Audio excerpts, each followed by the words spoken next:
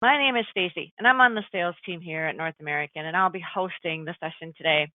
Our presenter is Tom Martin, and as many of you know, Tom is our Senior Life Product and Competition Analyst here at North American Company. He has hundreds of webinars under his belt, and he will do whatever he can to give you as much knowledge and know-how behind our products. That being the case, today he's taking a look at the AG49 regulations and updates, or should I now say AG49-A regulations. Before I hand controls over to Tom, I just have a couple quick reminders for you. Today's webinar is being recorded, and you'll receive an email with that recorded link. Now, if you're using your computer for audio, and if you have any problems, for example, that audio cuts out, please dial in by phone to continue with the webinar, and you'll find that number right over in that GoToWebinar toolbar. Now, while you're checking out that toolbar, I do have a handout there for you to grab at any time during today's session. And also, don't forget that question box.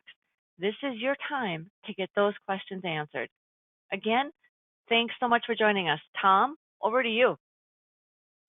All right, thank you very much, Stacy. Yes, today we're going to talk about Actuarial Guideline 49 and the update AG49A. So, as many of you may recall, some time ago, I think it was 2015, 17, something like that, there were updates to AG49 and the way illustrations ran. And so now, a few years later, they're looking to update again. So what happened here? Let's go into a little bit of a background. AG49 regulation changed illustrated rates in 2015.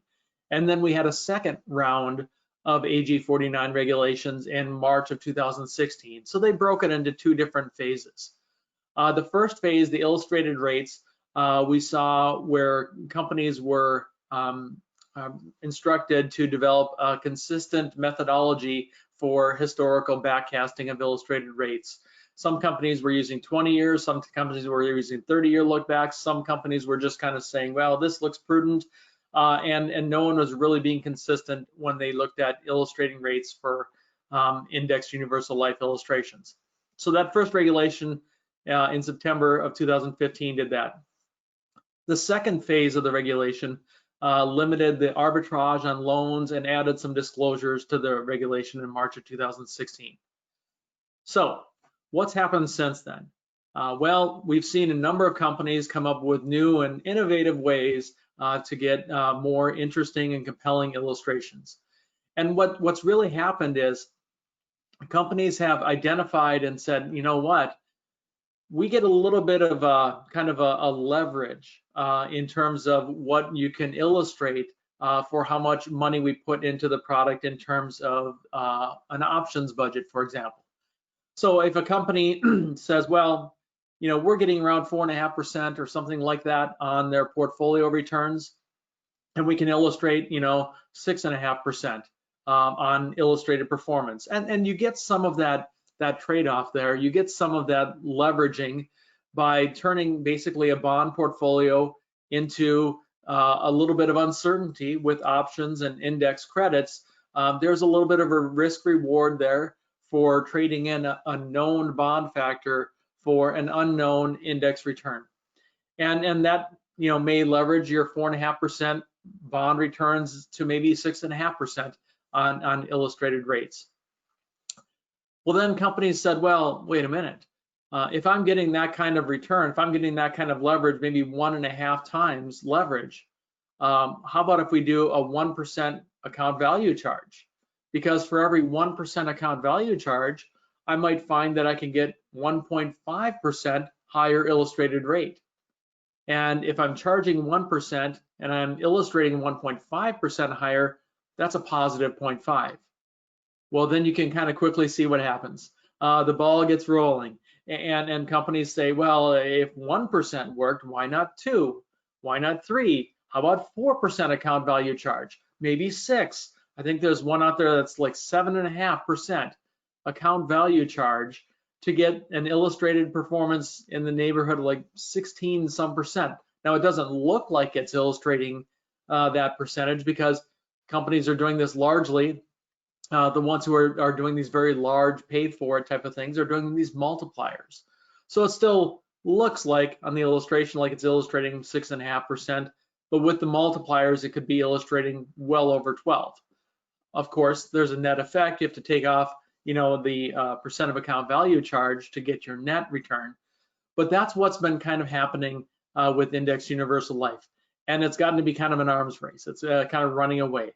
So the objective is that with AG49A, they wanted to look at a couple things. One was look at illustrated rates again, and maybe be a little bit more prudent in what is being illustrated in these buy-up type of things. And then the other item is disclosures, just having a little bit more disclosures on illustrations. And so they looked at, and they're going to break it out into 2 different phases. The first phase is coming up soon, and I'm going to be talking about that. And then the second phase, the disclosure phase, will be coming out probably at some point next year. So who was involved in all of this?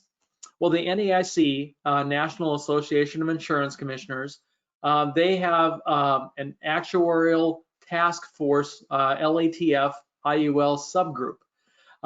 That is a subgroup of the NAIC Life and Annuity subgroup, or the A committee. So we have different subgroups of different committees of actuaries, and we had members on this LATF, the Life Actuarial Task Force subgroup, who were being involved in the discussion of, what should we do, what's prudent, and what would maybe rein back a little bit on some of these runaway percent of account value charges for really high illustrated performance. So that LATF subgroup met. The A committee then will look at their recommendation, make the decision, and then the NAIC executive committee looks at it as well. So what's happened is the subgroup has made a recommendation. They approved that recommendation, I think, in June. And then the A committee met and they made their approval, and now we're waiting on the NAIC. So we're really happy. A lot of the concepts that we supported were adopted. So we've been active on the committees. As I mentioned, the LATF, the Life Actuarial Task Force, made their recommendations and approved their recommendations on June 25th. Was many, many months of discussions, but they got together and came up with a recommendation on June 25th. The A committee, which is the committee above that task force, approved their recommendations on July 10th. And the executive committee has yet to approve, but they're going to be meeting this month, and it's expected that they will approve it. One of my questions that Joshua already presented on my question section was, will this apply to in-force proposals? And no, this will not be applying to in-force proposals. So if you run an illustration today, or if you ran one 3 months ago, the changes, which I'm going to get into, will not apply to in-force. So you don't have to worry that running something today, 4, 5, or 6 months from now, you're going to have someone who's all upset because they can't replicate or run something similar. For this regulation, as opposed to the previous one did apply to in-force. This AG49A will not apply to in-force illustrations.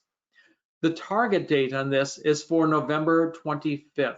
Now that is just a target date. The executive committee of the NAIC has yet to meet and formally approve and set the formal date. The earliest the date could be is November 25th. Now that is right around holidays, so it's a very real chance that the NAIC may change that date a little bit, push it back a little bit, maybe even push it back to the beginning of next year. But it's expected that that recommendation or that date will be in the relatively near future here in the coming months. So we'll find out hopefully more in terms of when that actual date is. Right now, we're just kind of running with the chance that it could be November 25th. So we're kind of assuming that date in all of our plans. Now, the changes that I'm going to talk about, and there are just a few really, but the changes that I'm going to talk about are for the illustration only. They do not affect the actual product itself. The product itself can still do whatever. And we saw that with the previous version of AG49. We saw with AG49 that one of the rules was that you could no longer illustrate more than 1% loan arbitrage with AG49. Well, we know in real life, you could get more than 1% arbitrage. You could get 2 or 3 or 4% positive arbitrage, but you could not illustrate more than 1. And the same thing here. So some of the changes we're going to be talking about or little changes that we anticipate coming will be changes for illustration only, not impacting the actual product itself. So here are essentially the changes. There's a limited number of changes, but they are of interest. The first one is loan arbitrage. Loan arbitrage is now limited to a 0.5% loan arbitrage versus 1% that we have now is 1% loan arbitrage maximum illustrated. In the future, it will be a 0.5% maximum illustrated loan arbitrage. Now, this loan arbitrage does not include any multipliers or any sort of credits that are related to index performance. So a bonus that's tied to index performance or a multiplier, you cannot get extra arbitrage above and beyond the 0.5% for anything that's tied to a movement of an index.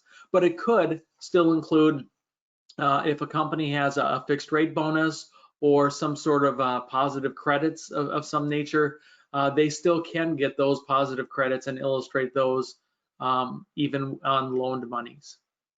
The second thing it does is establish one benchmark account, which is subject to some new parameters. And this one's interesting.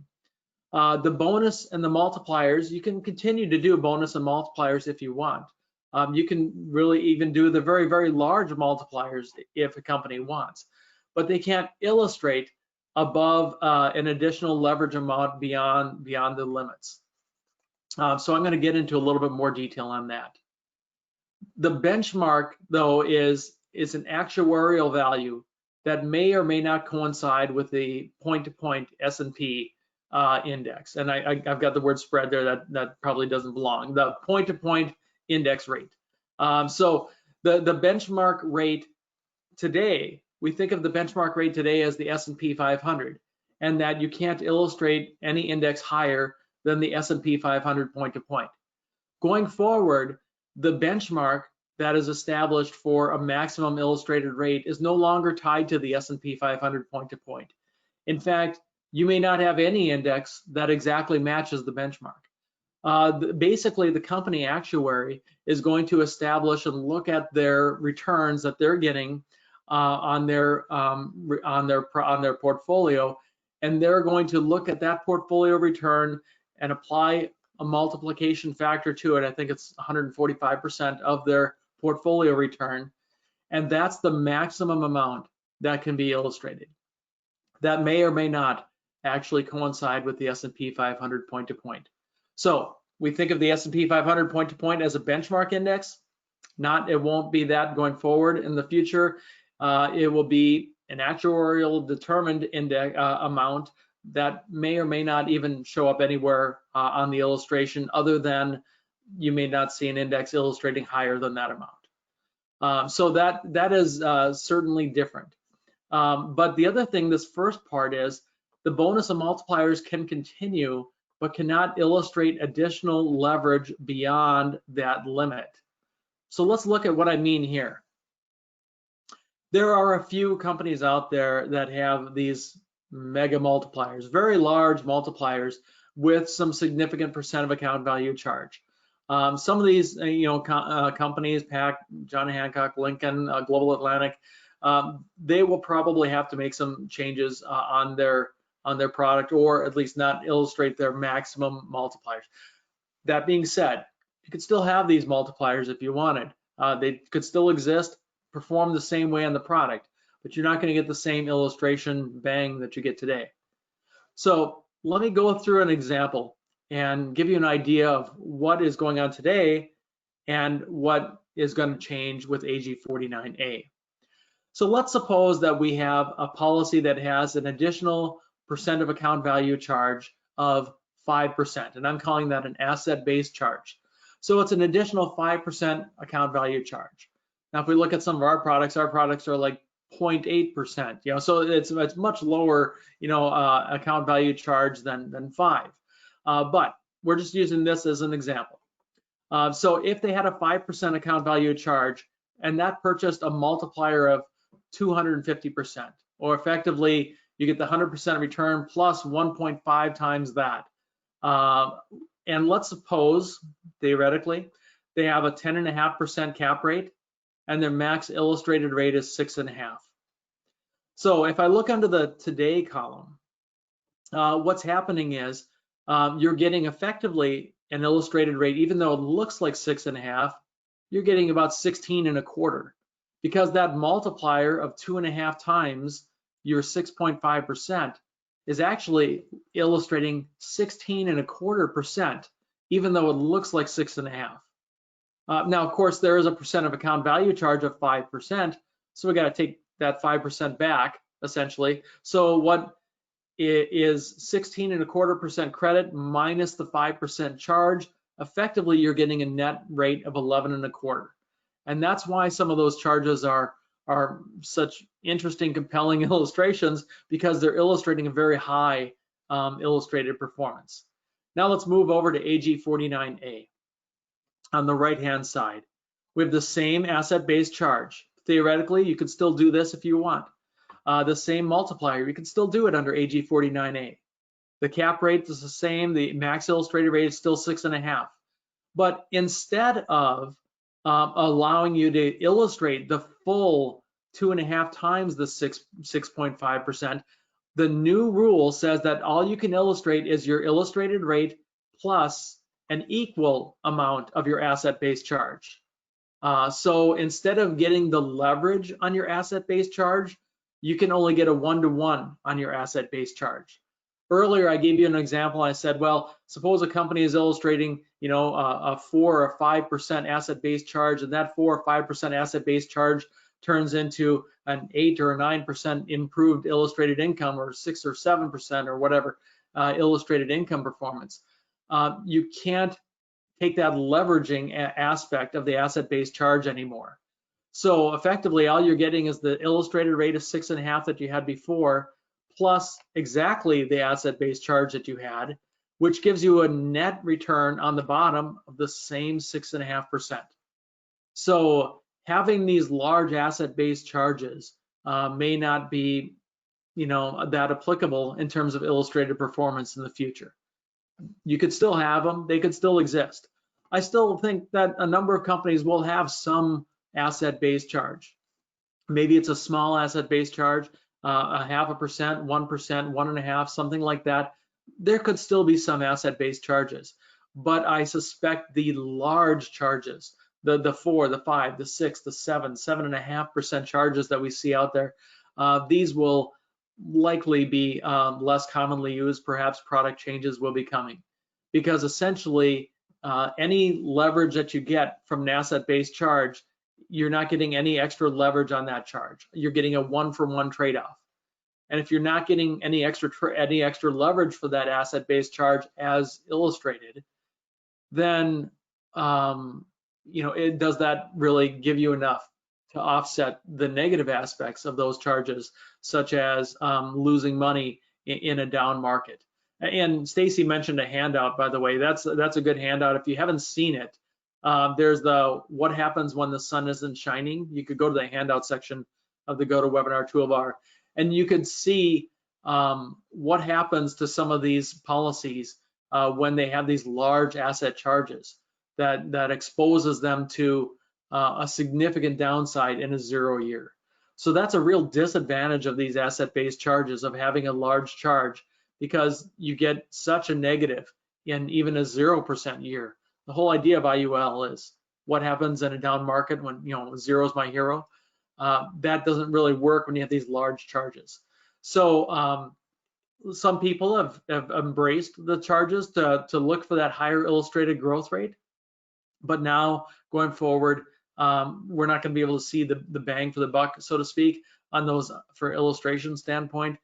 And because of that, I suspect they will be dropping down significantly. Ronnie asks, and there's other questions here too I'm going to get through at the end. I'll leave room for questions.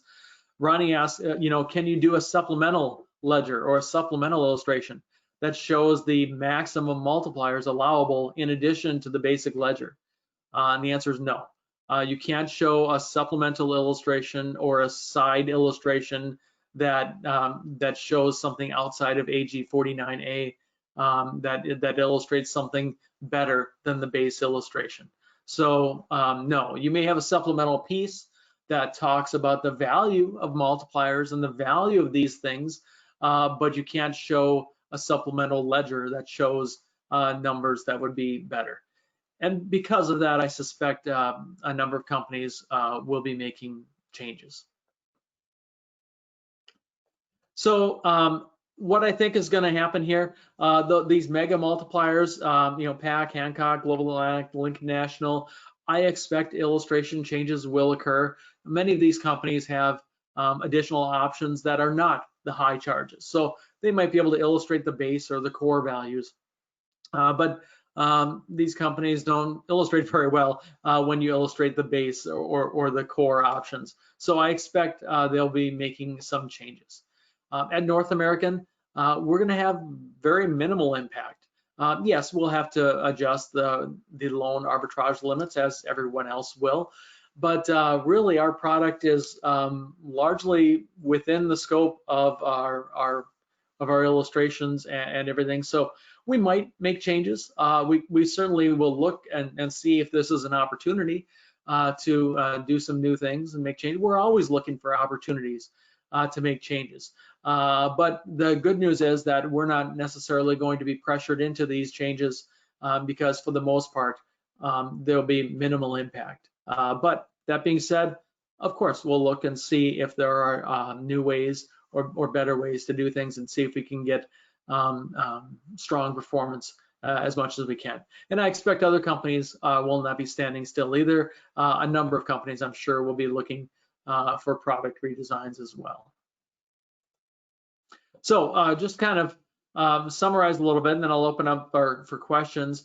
Again, really happy with the results of AG49A because so much of what we did was there. North America was very active on the committees. We had a couple of actuaries who were very active in the committees. A lot of discussions went back and forth. For the most part, there was a lot of agreement in the industry. Few companies were disagreeing, but most of them came into agreement pretty well on this. And yes, there will be some competitors that will have some changes that will likely be pushed on, but we remain very confident. And our sales, North Americans, I think number 9 in the US on IUL sales, we are. So we're looking to just grow that number. And I suspect we will see improvement in our sales as some of these, mega multiplier products are kind of reined in a little bit. Yes, we're reviewing our products, planning on, or at least the possibility of a November 25th date. And again, remember that these are illustration change only. The actual product doesn't change at all. Now, I don't have a targeted date for the second phase of AG49A, which is additional disclosures within the illustration.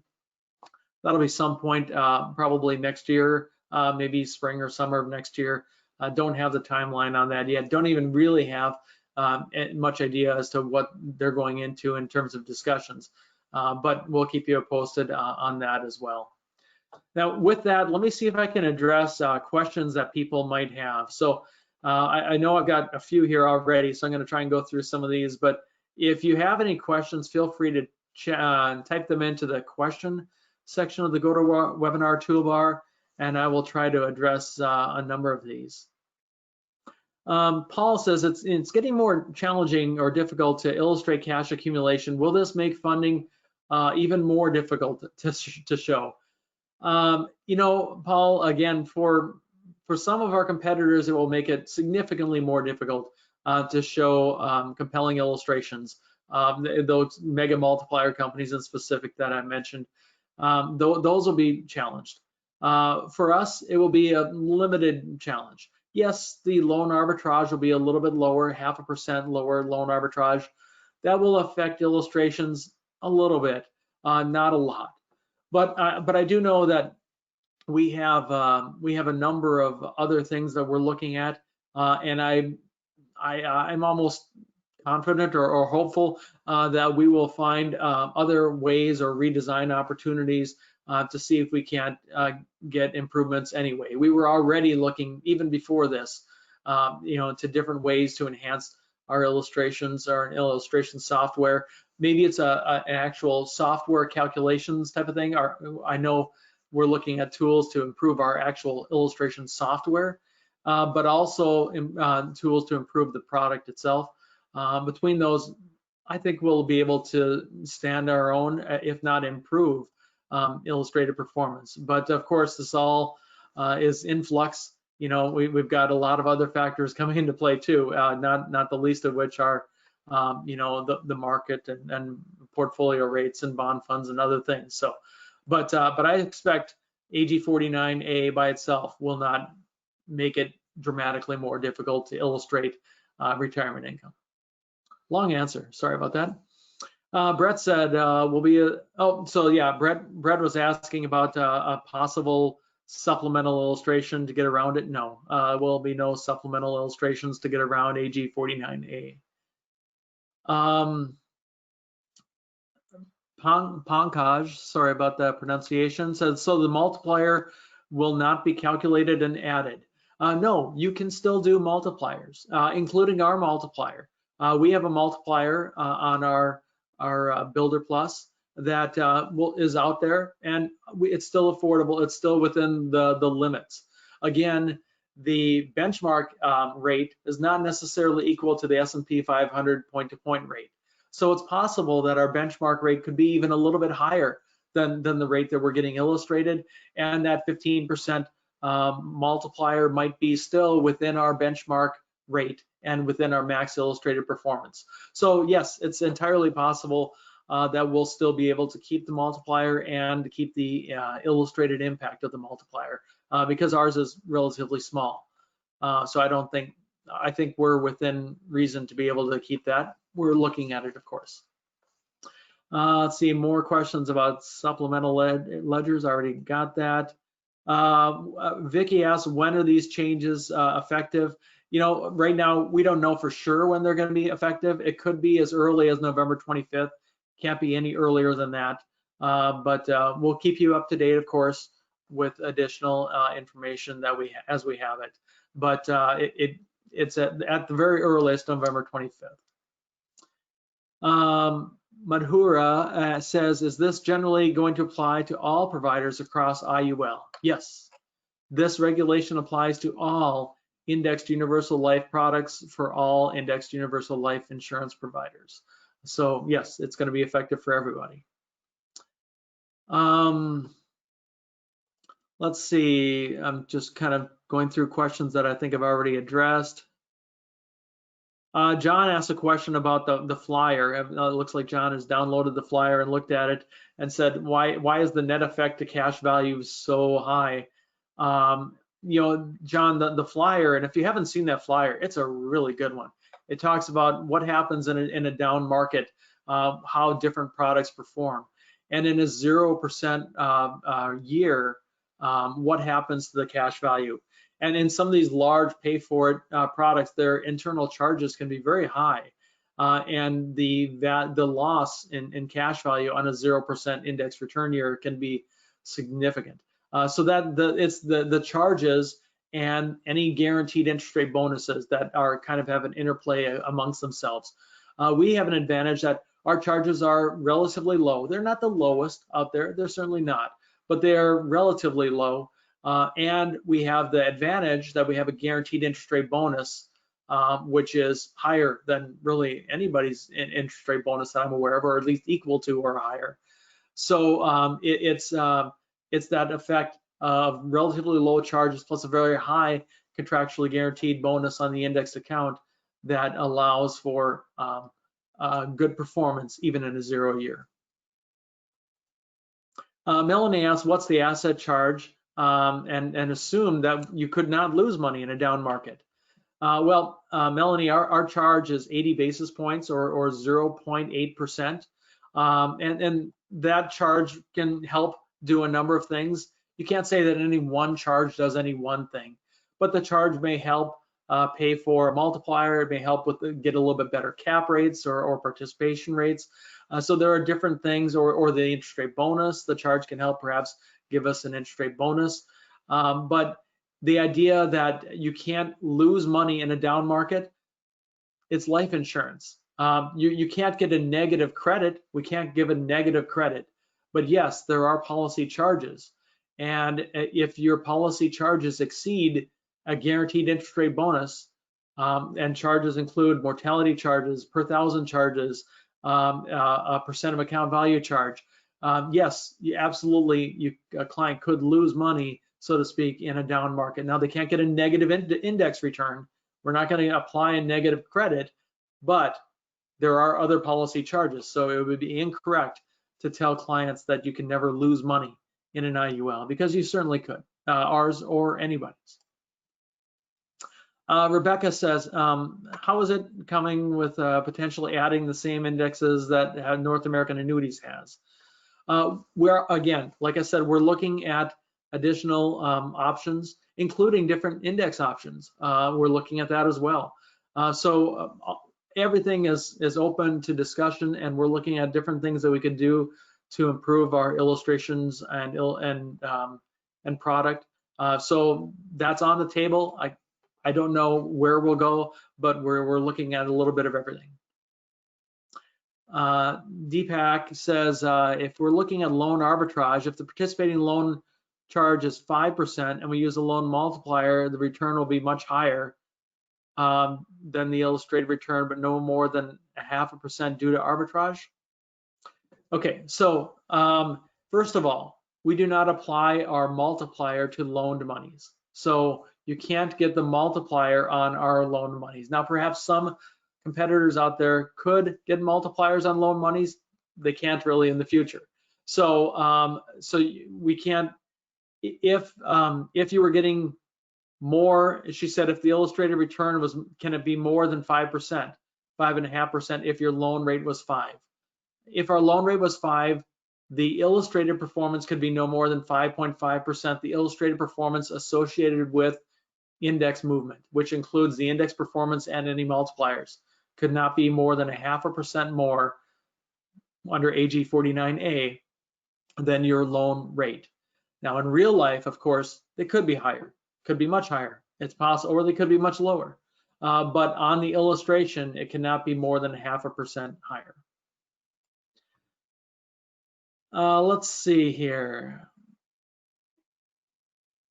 Then Rebecca asks, how does illustrating the persistency bonus affect this? The persistency bonus is our 1% interest rate bonus on indexed account values. That persistency bonus still applies, and that applies on loaned or unloaned monies. And since it's a fixed amount that's not tied in any way to the index, that's a bonus that can apply again for loaned or unloaned monies for illustrated or real life purposes. Nevin asks, will this affect any of the policies already in place? No. Again, it only affects new sales illustrations going forward. It does not affect the policy or the product in any way. It only affects the illustration of the product, and it does not affect in-force illustrations of any products that are placed, for example, today. So this will just impact sales illustrations going forward from November 25th or whatever the actual implementation date is on. Jason asked if I could spend a little bit more time on the benchmark index. And he said he was under the impression that the S&P 500 needed to be the benchmark index, but now it sounds like it's something else.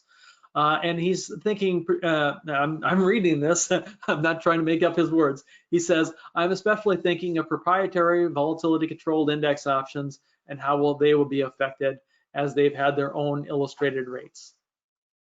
So Jason is speaking to a couple companies out there that have index options that have their own historical backcasting rate, and saying that he was under the impression that the AG49 required the S&P 500 to be the benchmark index. That is true today. AG49 says that the S&P 500 point to point is your benchmark index, and you can't illustrate higher than the than that benchmark index. AG49A said, no, we're not going to use the S&P 500 point to point anymore. You can establish your own benchmark rate, and that rate will not necessarily coincide with the S&P 500 point to point anymore.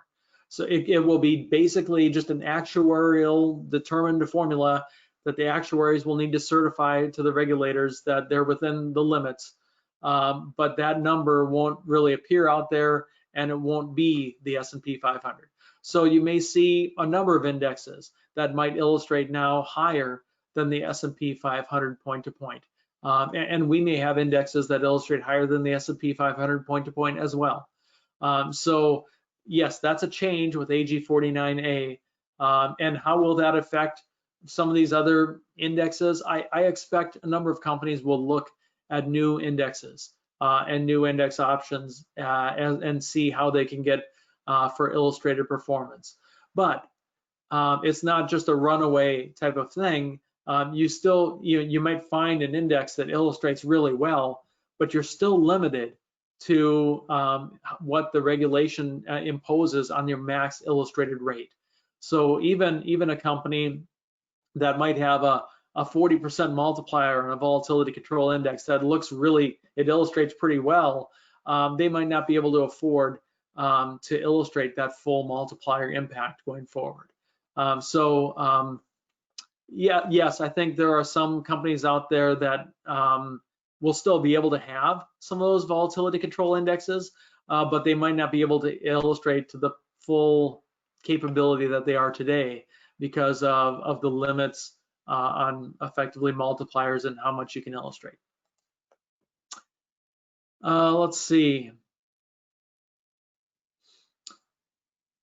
Rajendran says North American S&P 500 is currently at 6.4%. Does this mean the AG49 will allow the Builder Plus to illustrate at a higher rate since the S&P 500 average not linked to it? Yes, it's possible that other indexes may illustrate higher than our S&P 500 point to point. And again, we're going to continue. Multiple people have asked about different indexes. We'll look at indexes too and see, but right now it's certainly possible that we may have some indexes that illustrate higher than our point to point. In fact, it was not long ago before option costs got very expensive that our point to point with spread would have illustrated much higher than our point to point index, but we were limited because of AG49 rules. Well, under this new methodology, our point-to-point with spread might illustrate higher than our point-to-point if we get option costs under control and we're able to get the spread rate back down. I think I addressed more questions about the benchmark. Patrick asked, will this change, do I see sales going down in IULs? No, I don't. The change is minimal in terms of impact. I see a few companies, probably the 4 I mentioned, and maybe a couple others. I see some of their sales perhaps going down a little bit because they won't have such tremendously intriguing illustrated performance. So perhaps some companies will see their sales drop. I don't expect our sales will drop. If anything, I think our sales might go up a little bit. But as a whole, do I think this will cause IUL sales to go down? No, probably not. In fact, if anything, it will probably, hopefully, provide a little bit more confidence in IUL. And when we get additional disclosures next year on IUL illustrations, that might help as well. So I don't personally believe that this will have a significant negative impact on the marketability of IULs. Rebecca asked, will this have an effect on guideline premium or CVAT tests and how that will illustrate from a cash value on standard or variable loans? No, this would not have any impact on the guideline premium tests or CVAT tests or product design in that regard. So no, I don't see any impact. Let's see. Jason asked about different indexes. I think I got onto that already. Raj asked, what's the difference between this and the AG49? Again, the real difference between AG49A and AG49 is the benchmark index is now an actuarially determined index, that the benchmark amount is now tied to a percentage of their policy, of their returns that they're actually earning on their portfolio. That the loan arbitrage limit is 0.5% instead of 1% as illustrated, and that you can't get a leverage effect on your percent of account value charges. So you can't take that a 3 or 4 or 5% account value charge and leverage that into a larger illustrated performance. Really, your leveraging of additional percent of account value charges is extremely limited. Had a question on whole life. Nope, no impact on whole life. Deepak says, how does North American invest when we use higher multiplier and return to mimic that index? Does it mean the company changes the investment style or the type of products they're invested in? Well, that's an interesting question. That's a very interesting question. Will this change the way companies invest in their portfolio? I guess that remains to be seen. I have not heard any expectations of us trying to change our investment philosophy. Maybe some companies might try to change their investment philosophy and go after a little bit different bond quality or something like that, or try to get better yields. I have not heard of us investigating that, but I guess it's possible that companies could change their investment philosophy. I do not expect any dramatic changes, even if companies were to do that. I would not expect much because it's still a very viable product and very viable concept. I don't see this impacting that too much in any way. Vicky says, so there are some providers who show illustrated rates at 6.9% with a 40% index credit and a 1% charge. When she does the math, that it's a lot more than 6.9% because of the multiplier. Once this is in effect, once this is in effect, will they not continue to show 5% on top, but their cash value will be demonstrating 8 to 9% increases, boosting their retirement income? Okay, so if a company, she says, was illustrating 6.9 and a 40% multiplier, wow, look at this. Here I am on a webinar pulling out my calculator. 6.9 times 1.4, that's 9.66% effective illustrated performance. So if you had a 1% asset charge, that was turning your 6.9% into 9.7. Now again, 9.7 minus 1 is really 8.7.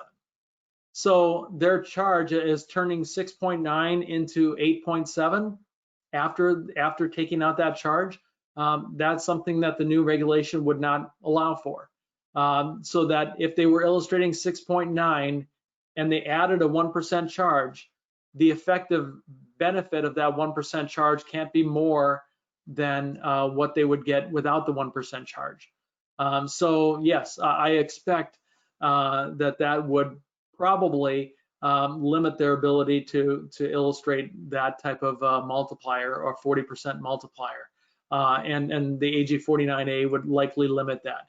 Now, it doesn't necessarily eliminate it entirely, because maybe they had enough of a portfolio return that if you get 145% of their average, in investment returns, that maybe they were above the 6.9, maybe they were already 6 point, or 7.3 or something like that. So maybe they could illustrate perhaps still some of the credits, but likely not all.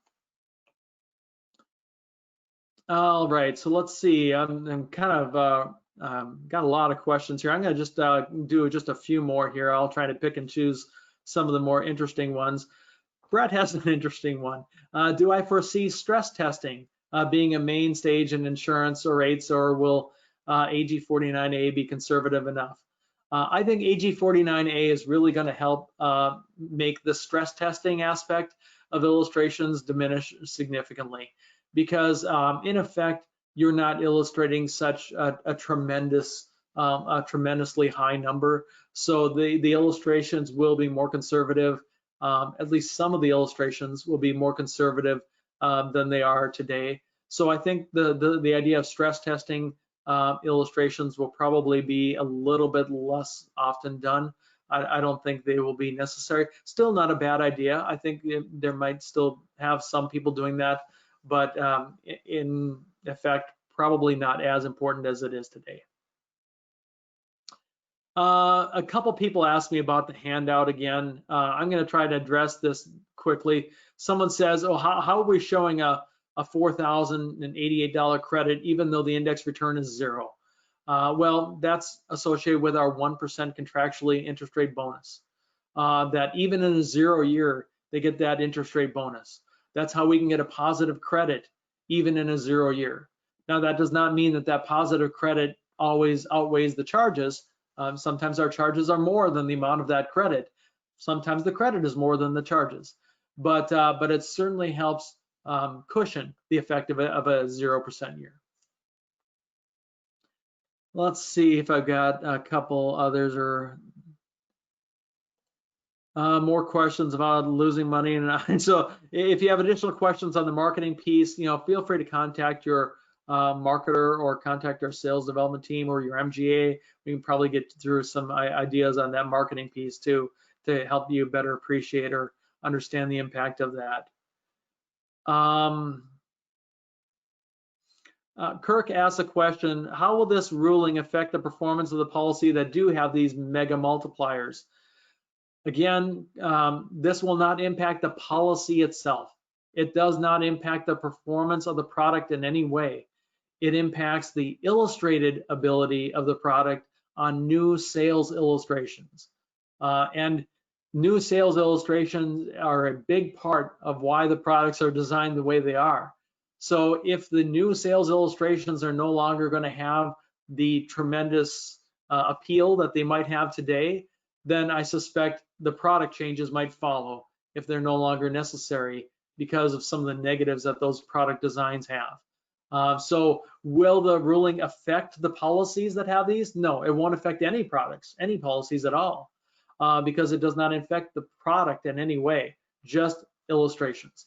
Annual statements will continue to show the actual performance. Paul makes that point. It will continue to show the regular performance. In-force illustrations will continue to be done the way they are today. That will not change at all. And last thing was, Sudhir said, what about new products coming with innovation? That's kind of a good wrapping point here, and that is that we're going to continue to always look for innovative ideas. I think I've been most proud about North America, not just that we're compelling in terms of performance, but that we have product design above and beyond performance that is just unmatched. Things like that 0% account money is required in the fixed account, that we have daily index sweeps, that we have a protected death benefit feature, which is unmatched loan mitigation or overlaps protection type of thing, just unmatched, that we credit interest on the full beginning of the index segment value, that we have really actually pretty low premium loads versus our competitors, that we have a contractually guaranteed 1% bonus, that we have a variable loan instead of a fixed participating loan. Our current loan rate is much lower than a lot of others out there, and that we can actually still have a cap on that variable loan. There's so many design elements. I expect we're going to continue with that strategy and continue to be a leader in terms of design and try to make opportunities to be even stronger in illustrated performance as well. So hey, I thank you all for joining me here. At this point, I'll just throw it back to Stacy and she can wrap us up. All right, Tom, I don't know, is that a record for questions for you? I mean, that's awesome. Thanks, everyone. There's a lot of questions. I didn't even hit them all, but there were a lot of questions, which is great. I love it. That's awesome. That's what this is all about. So on behalf of Tom and myself, gosh, thanks so much for taking time out of your day to spend with us. If we didn't get those questions answered, we will respond to you via email. And if you do have any additional questions that come up regarding the AG49 updates, throw them on the survey. It's going to pop up at the end of today's webinar, or feel free to contact your internal wholesaler here or sales support with North American Company. Thanks again so much, everyone. We hope you have a fabulous rest of your day. And as always, stay safe out there.